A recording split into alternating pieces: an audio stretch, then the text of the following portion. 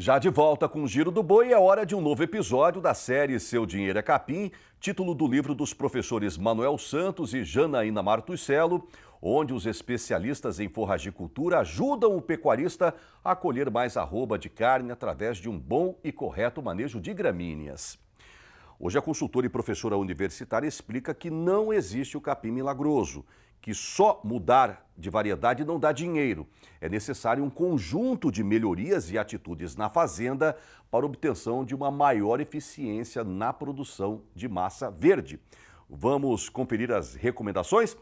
Pode rodar.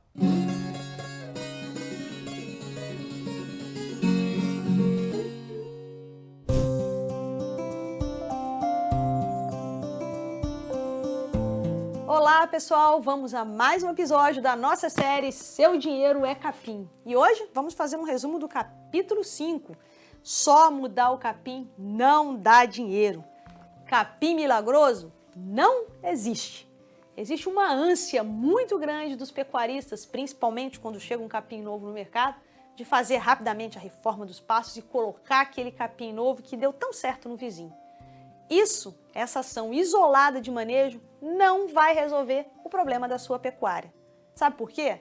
Porque o capim é um dos componentes desse sistema. Vários outros fatores precisam ser ajustados antes que a gente troque a planta forrageira. Vou dar um exemplo. Muitos pecuaristas que têm pastos de capim braquiária, pode ser o braquiarão ou a braquiarinha mesmo, degradados. Às vezes eles querem fazer a troca por uma cultivar um pouco mais exigente em fertilidade e manejo, como por exemplo o capim zuri.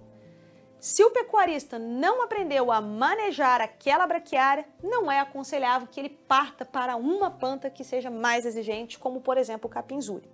Então, nesse caso, é melhor que a gente utilize a braquiária, continue utilizando o braquiária, até que ele aprenda a manejar adequadamente essa braquiária para depois a gente fazer a troca. Uma coisa muito comum na nossa pecuária é ver pecuarista trocando a genética do gado para que tenha aumento nos seus índices zootécnicos, para ele consiga produzir mais arroba ou que consiga produzir mais leite. A questão é que se você fizer essa ação isolada de manejo, somente a troca da genética do seu gado e não melhorar o manejo dos seus pastos, é certeza de que o resultado não vai ser como esperado. A prioridade na sua fazenda deve ser o manejo de pastagens. Porque mesmo que você tenha uma planta forrageira altamente produtiva, que você adube muito bem essa planta forrageira e que você tenha um gado com alta genética, se o meio dessa equação, que é o consumo desse animal até a conversão em produto animal, não for adequadamente ajustado, você não vai conseguir o seu desempenho e os ganhos satisfatórios. Portanto, numa escala de prioridade, manejar pasto é mais importante do que trocar a planta forrageira, do que adubar esse pasto e do que trocar a genética do gado. Pastos adubados, eles são mais caros. Quanto custa a tonelada de um pasto que recebeu adubo em relação à tonelada daquele pasto que não foi adubado? Fica mais alto. A conta muitas vezes não fecha se a gente não fizer um manejo adequado das pastagens quando faz uso da adubação.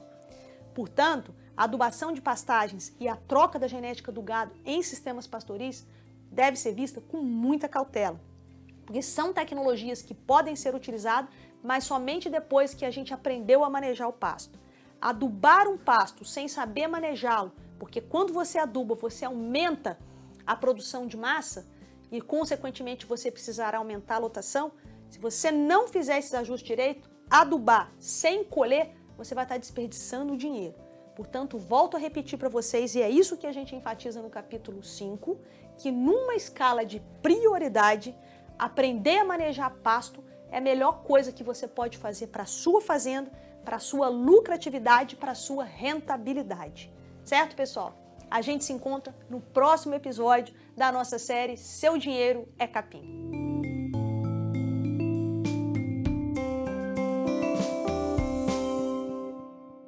E ainda falando em pastagens, vamos ouvir agora um outro grande especialista no assunto, o agrônomo Wagner Pires.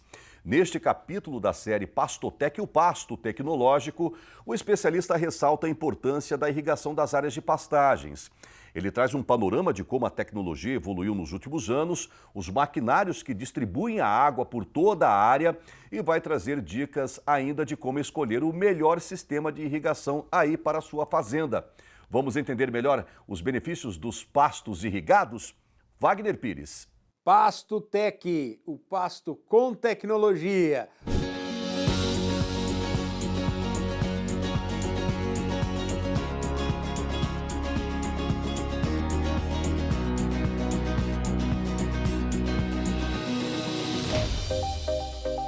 Vamos falar de uma coisa que eu acho que você nunca pensou. Irrigação de pastagem.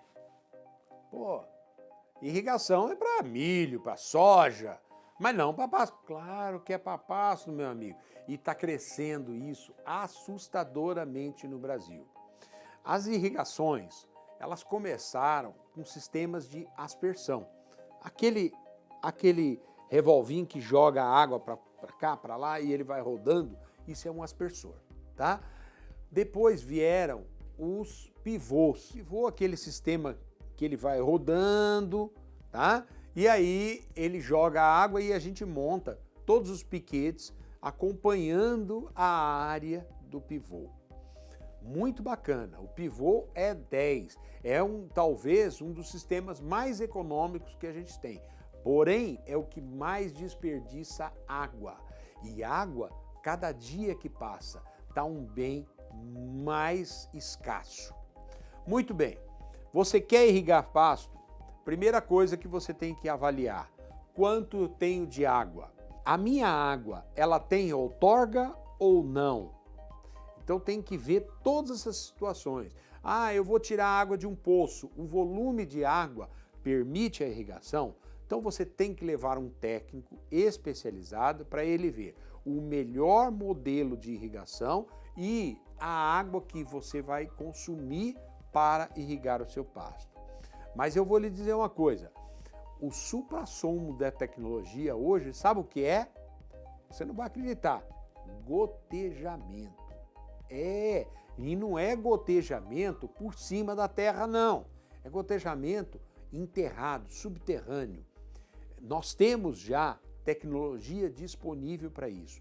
A empresa vai lá na sua propriedade, faz o projeto, a bomba que vai tirar a água do poço, ou do rio, ou do açude, não é aquela bomba enorme que gasta muita energia, é uma bomba pequena, tá? E aí, por quê? Porque ela vai dando de gotinha em gotinha. E sabe aonde? Bem junto da raiz. Ela vai ficar, a rede vai ficar enterrada em torno de 30 centímetros, 35 centímetros abaixo da superfície. Você vai poder mecanizar a sua área normalmente. E Wagner, mas isso deve ficar muito caro. Eu posso afirmar para você que dia após dia ela está barateando cada vez mais. E o resultado que você vai conseguir com essa irrigação vai pagar o seu investimento, tá? Procura se informar, procura saber.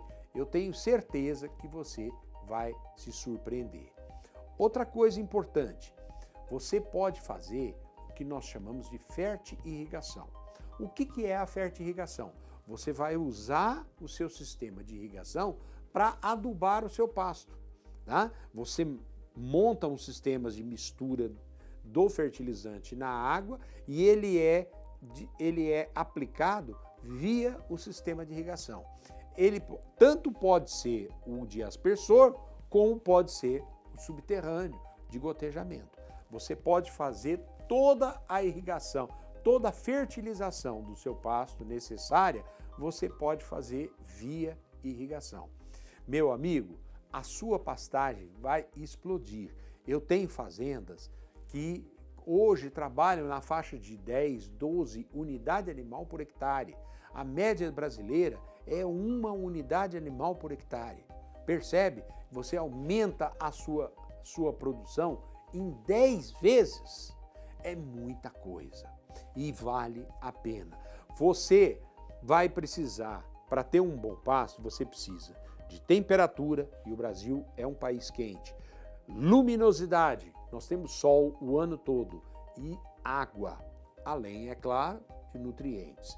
Então, se você irrigar o seu pasto, irrigar a sua pastagem, você fecha o ciclo das necessidades e você vai ter um bom resultado, principalmente no período de seca. Eu não estou falando de você irrigar a fazenda toda, mas é você selecionar uma área e fazer uma ilha de tecnologias dentro da sua fazenda. E entre as tecnologias do PastoTech, você vai considerar a possibilidade da irrigação. Eu espero que você tenha gostado, pense nisso, procure pesquisar, porque é uma tecnologia que está ao seu alcance. Você pode ter uma área, inclusive até uma área de capineira, que nós vamos falar um pouco mais à frente. Tá bom? Grande abraço e continue nos acompanhando no PastoTech.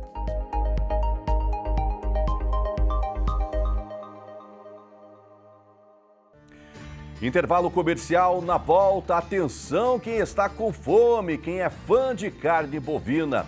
É uma nova receita do Carne na Sua Mesa, que dessa vez nos apresenta um prato de entrada. Tiras de capa de colchão mole com creme de queijo no pão rústico. O Giro do Boi volta já.